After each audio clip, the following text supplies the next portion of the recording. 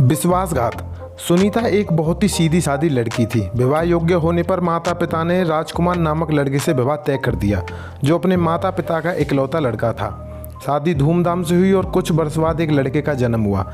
खूब खुशी मनाई गई। लड़का धीरे धीरे बड़ा होने लगा और उधर समय के साथ राजकुमार और सुनीता के माता पिता भी दुनिया में नहीं रहे। अमित नाम था लड़के का। धीरे धीरे 20 वर्ष का हो गया। स्कूल में टॉपर था। हाई स्कूल का जब रिजल्ट निकला तो फिर टॉप किया तो दोस्तों ने पार्टी रख दी। पार्टी शहर से दूर एक जंगली एरिया में थी। एक आलीशान कोठी थी जंगल में। माता पिता को घर में प्रणाम करने के बाद शाम को सभी के साथ पार्टी की।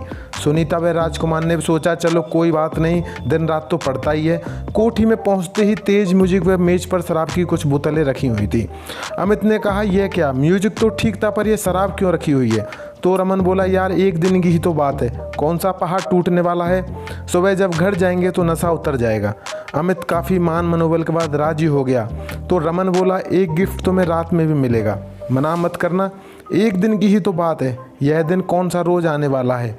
पांचों दोस्तों ने सभी ने पैग लगाए, सिगरेट जलाई और झूम कर नाचे और फिर थक गए तो अपने अपने रूम में चले गए। अमित जैसे ही रूम में पहुंचा तो कुछ लड़खड़ाया तो किसी की सुंदर बाहों ने उसे थाम लिया। उसे स्पर्श बहुत अच्छा लगा।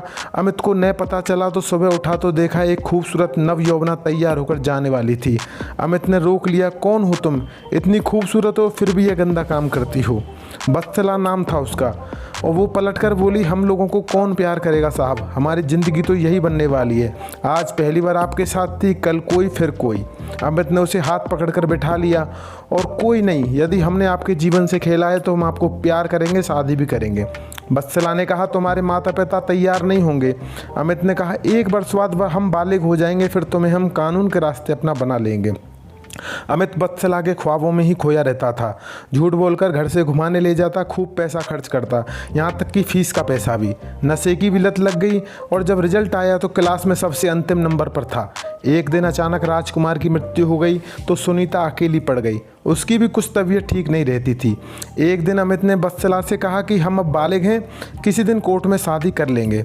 वत्सला कहने लगी अमित तुम हमें ज़्यादा प्यार करते हो या माँ को। तो अमित ने कहा कि माँ को। तो वत्सला नाराज़ हो गई। तब अमित मुस्कुराने लगा और कहा अरे हम तो झूठ बोल रहे थे, मैं तुम्हें बहुत चाहता हूँ, तुम्हारे लिए खुद की जान ले सकता हूँ, किसी की भी ले सकता हूँ।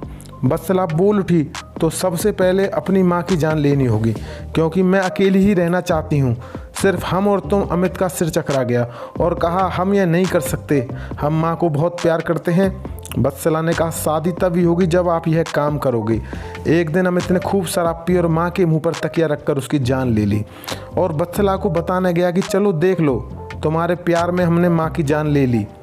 ओहो, वत्सला चीख उठी, यह क्या किया तुमने, मैं तो तेरे प्यार की परीक्षा ले रही थी कि माँ के कारण तू हमें छोड़ देगा, क्योंकि मेरा पेशा तो यही है जो तुमसे छिपकर हमेशा करती रही। हम लोग यदि शादी करने लगे तो कोठे खाली हो जाएंगे और तेरे जैसे अमीरजादे हमारी कोठी की शान कैसे बनेंगे। ओहो, इतना बड़ा धोखा मेरे साथ। अमित बोला, ना मैं पढ़ सका, न माँ का हुआ, ना प्यार मिला इस दुनिया में, अब मेरा कोई नहीं है। वत्सला हंस रही थी और एक लड़के का हाथ पकड़कर कोठी में ले जा रही थी। अमित घर आया और माँ की लाश को लेकर थाने पहुंचा और खुद का गुनाह कबूल किया। और जेल जाते वक्त वही कोठी की रंगीन शाम और वही दोस्त याद आ रहे थे जिन्होंने ये षड्यंत्र रचा था। वह सभी अमित की सफलताओं से जलने वाले लोग थे जिन्हें अमित अपना दोस्त समझता था। उन्हें लगता था कि अमित इसी तरह टॉप करता रहा तो वह लोग कभी भी क्लास में टॉप नहीं कर पाएंगे, और उसके लिए उन्होंने यह खेल खेला जो अमित के आजीवन कारावास के साथ समाप्त हुआ। कहानी अच्छी हो तो वीडियो को लाइक और चैनल को सब्सक्राइब करना ना भूलें।